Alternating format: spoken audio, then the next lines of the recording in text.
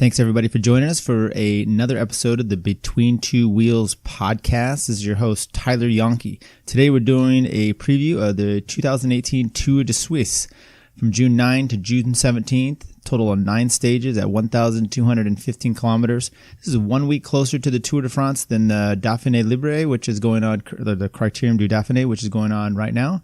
Longer stages, more days than the Dauphiné. It's got 1,215 compared to 953. Prologue in 7 stages versus 9 stages.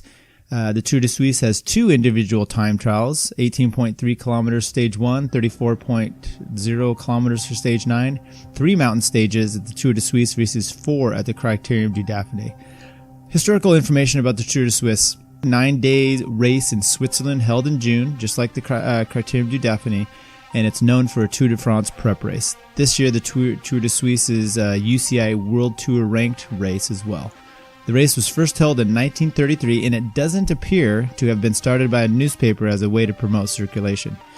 As the race typically includes a time trial, climbing through the Swiss, French, Italian Alps, its list of winners includes several Tour de France champions and Tour de France contenders. Both Eddy Merckx in 1974, Jan Ullrich in 2004 are past winners and Tour de France champions. Little known fact, Eddy Merckx was suspended twice for testing positive.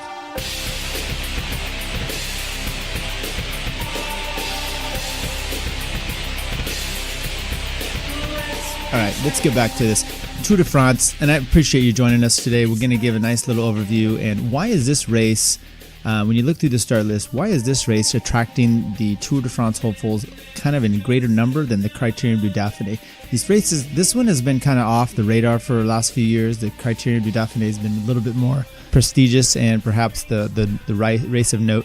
But this year, the Tour de France has been pushed back a whole entire week. This is due to the World Cup Soccer and the Tour de France basically acquiescing to the world and wanting their soccer. So they pushed the Tour start back a whole week, which some pros are saying, hey, I want to have my racing accordingly and my prep time just right. So they're deciding to do the Tour de Suisse instead of the Tour de France. The Criterium du Dauphiné.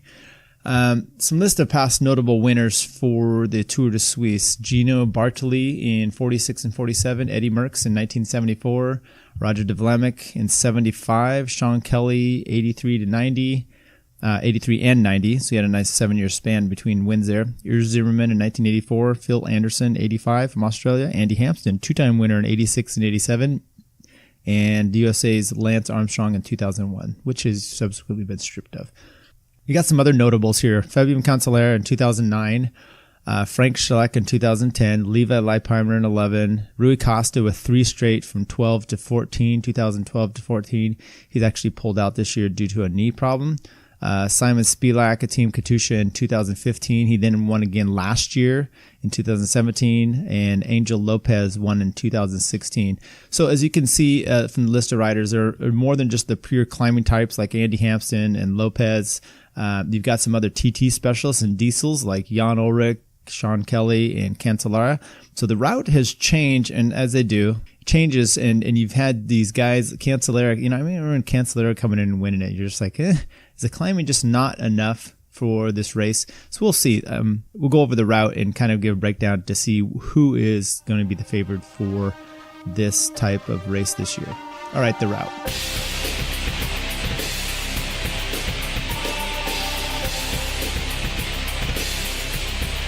This race starts in Frauenfeld, located in the northern portion of the country, just northeast of Zurich. After 2 days in Frauenfeld, the race then starts a counterclockwise trip, which heads towards France, both west and then south, hitting Gstaad and Leukerbad, where the race then hits the meat of the climbing. Then they go from the south-central city of Fais back to the north before whipping all the way back southwest portion in the final 2 stages in Bellinzona. 4 of the 9 stages start and finish in the same town, which gives the riders a nice little wonderful race for minimal transitions. Less transitions, the better, I'm sure. Okay, a brief overview. We've got 2 time trials, both significant in distance. Stage 1 with an 18.3 kilometer time trial. Stage 9 at 34 kilometers. You got 3 classy, lumpy type of days. That's stage 2, 3, and 4. Stage 4 could be a sprint day, however. You've got 3 mountain days, stages 5, 6, and 7. 5 and 7 both have summit finishes, where stage 6, the summit is about 80K to the finish, and then they have kind of a descent, flat, and then a finishing kicker.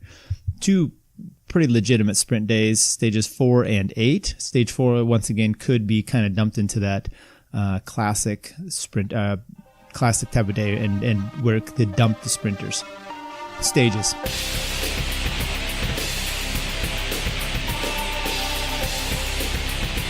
All right, stage 1, Freudenfeld to Freudenfeld. So this one is an 18.3 kilometer time trial. The first half is pretty rolling with an increase in elevation, reaching the 409 meter part before descending and then finishing kind of flat the last 9 kilometers. So it's going to be a good power TT, and you should see the time trial specialist showing what they have in this race. Stage 2, Freudenfeld to Freudenfeld again. They stay right in the same town, 155 kilometers. This one I would categorize as kind of a classics day. It's clockwise circuit race. There's 4 laps of just under 40K each, with the start finish in the town of Freudenfeld. 1 good climb each lap of about 5 to 10 kilometer range, and then multiple ups and downs in that same section as well. Should be kind of a good Peter Sagan, Greg Van Avermaet, Michael Matthews type of day. Stage 3, from Oberstamheim to Ginsen, 182 kilometers, another classic type of day. Matter of fact, this one is those 3 names, Sagan, Greg Van Avermaet, and Matthews, is probably prime just for them. It's a point-to-point race. This time the heads due west, and they start with a circuit just outside of the start town, and then they have the full-on race out, and then they come back and they end in the circuit as well. 120 kilometers in, the race hits the second circuit at Genzingen, doing around 3 laps. The circuit has 3 climbs in succession, with the first climb they hit 3 times, and then the last climb they avoid by descending into it and finishing on the downhill. Like I said, predictions, you're going to see a classic type of rider unless the breakaway stays away. Stage 4, Genzingen to Gstaad, 189 kilometers. This one's right in the sprinter / classics type of race.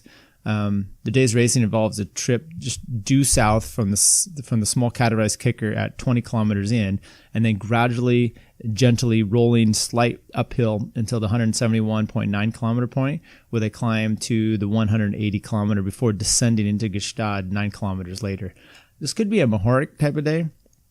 It's also a day that could jettison those sprinters, but if not, if the final climb doesn't, then you're going to probably see the sprint teams coming to the fore and having at least them give a chance to this race. Stage 5, Gstaad to Leukerbad, 156 kilometers, purely a mountain day. The start and finish towns are quite close to each other, and if you would just take a slight ride to the southeast just to complete it, but instead this stage starts and heads west into France, and then south, and then east to conclude the day's adventure that involves 3 categorized climbs with an HC sandwiched in between in the middle, and a summit finish to cap off the day. The first climb starts right out of the gate, and the field crests the Col du Pillon at 1,546 meters in height in elevation, just 15.7 kilometers into the day's racing.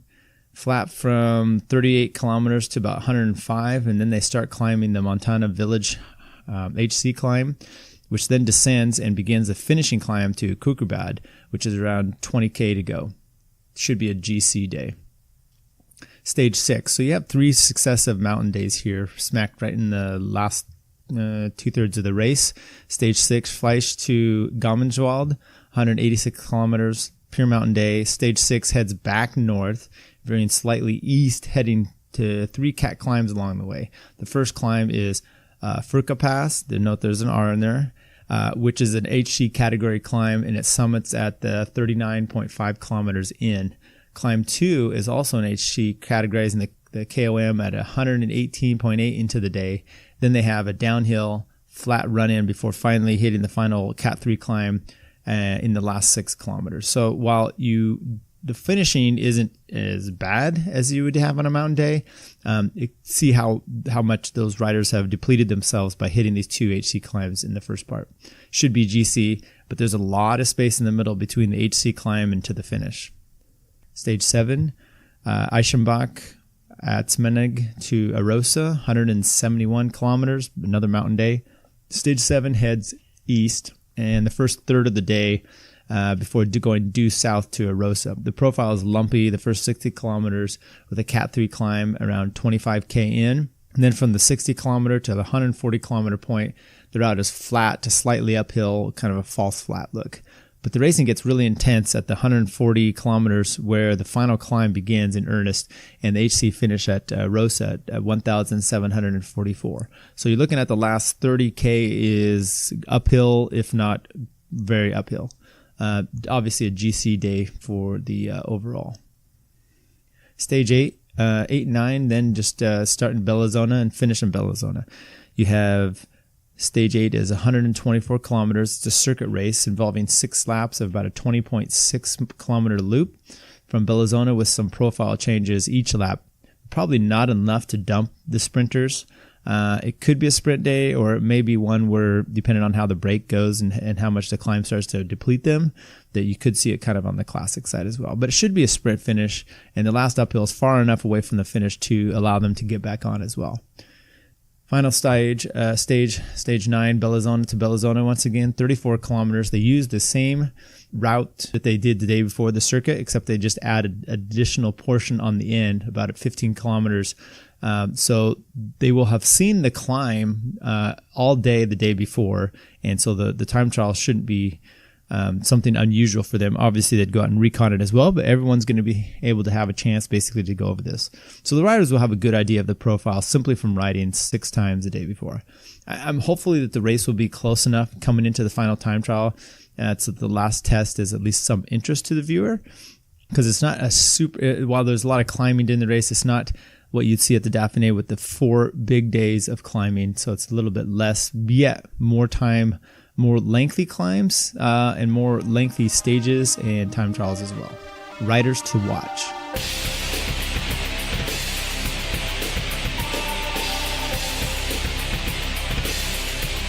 We'll just start right off with the 2-time winner, defending champion as well, Simon Spielak of Katusha Alpecin. 2-time winner. Not sure what he's really been doing this year, but he's had this race 2 times in the bag, so should be able to go fairly well for that as well.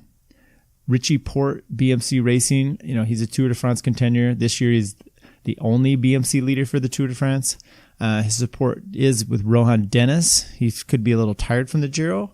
And then TJ, who should be well rested, and he had a good result at the Tour of California as well. So there'll at least be some good support for Richie Porte and BMC in this race.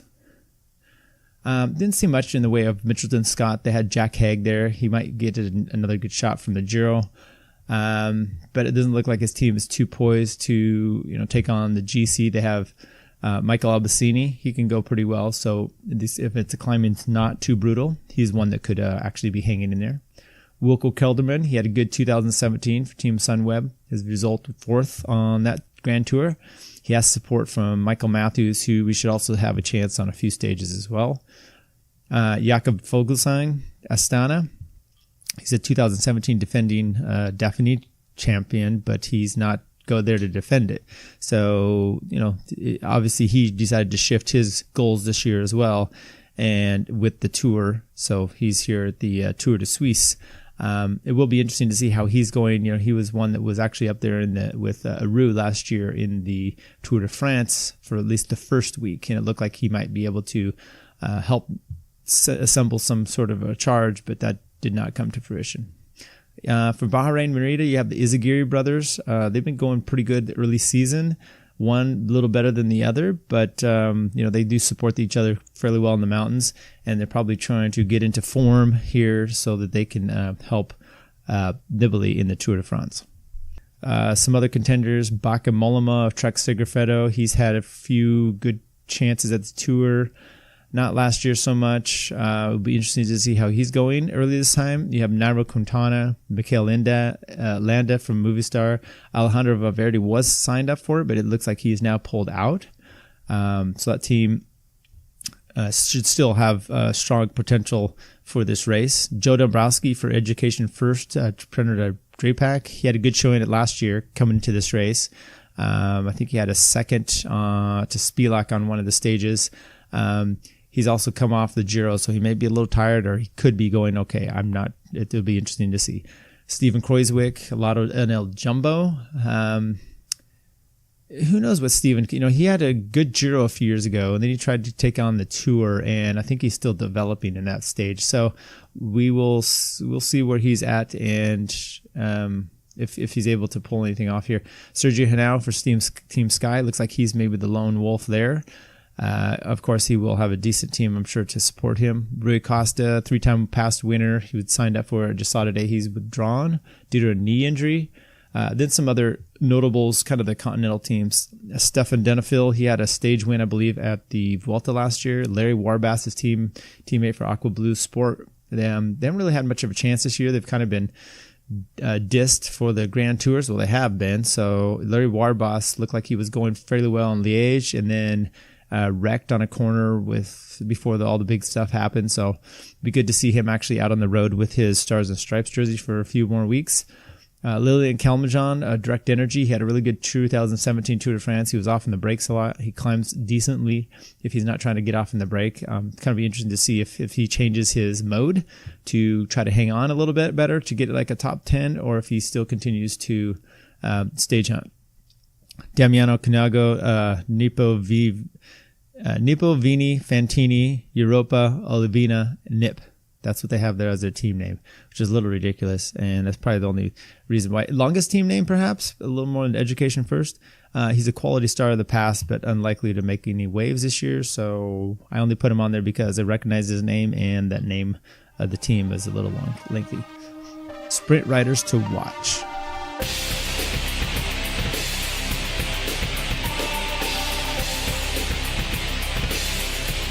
We have Michael Matthews, Peter Sagan, Greg Van Avermaet. Those are your 3 big ones.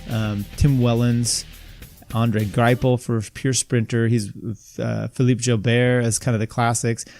Fernando Gaviria, he and Christoph. So I saw Greipel, Gaviria, and Christoph are kind of the 3 big sprinters that are here.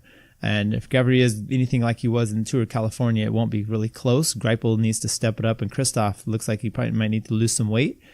Sepp Van Mark, Philippe Gilbert, Tim Wellens, Peter Sagan, Michael Matthews, those are all your classic style. Oh, I did see Arnaud Demar, Groupama FDJ, as a sprinter as well. So there's at least 4 decent sprinters here. Seeing them getting up to speed for the Tour de France, it will be good to see.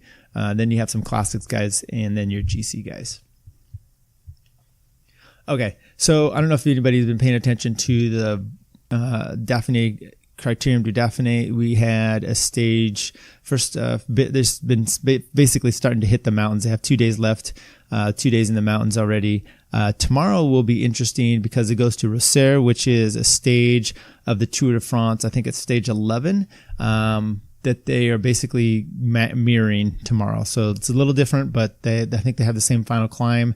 So that'll be a little Tour de France preview. There's also some interesting parts about the tour that are going to be in there, which are that they're going to do I think it's a 60-mile stage of the tour, and it starts right off on a climb. And then and it might be that one as well. And then they are going to, or maybe it's a 60-kilometer race. And they're going to stage everyone at the start in a grid format according to their time on GC. So that will be really interesting. I don't know. The tour is doing some little interesting innovations this year, and it'll be interesting to see if any of that pays off. All right. So what are some predictions for this race? Well, I think you're going to see probably a Sagan win, possibly a Michael Matthews. GC wise, I'm looking for Richie Porte. This is the same we're seeing with the Dauphiné, where you have some guys are trying to time this right. So some of them come in and they're in need. I think you see that with Dan Martin. He's in need of some results. So he gets a stage win today, and he's looking like he's starting to fly. But then you have some other ones, Romain Bardet, Nibali, where they're like, might be too far out for the tour for me to really be flying right now. And they've understood that. So they've held back a little bit. At least this is my interpretation. This is the problem you also get with the Tour de Suisse of trying to make predictions. I mean, you just look at the names and you go, okay, Richie Porte. You got some others here, Kruijswijk, Anau, And these are guys that should be contending, but you don't know where they're at in their timing. So with the timing situation, it might be a little easier to pick on your your sprinters and your classics type. So I'm expecting Gaviria, because he's starting to get over some climbs, to get a stage win here. I'm also looking for Sagan and Matthews to do well. And then maybe Wilco Kelderman, Richie Port, and Spivak again for your top on the podium. All right, I hope you've enjoyed that. Stay tuned for more episodes of the Between Two Wheels podcast. As always, you can find us on any of the podcast subscription platforms. Go ahead and subscribe to that. Share the show if you'd like. And with that, enjoy the cycling.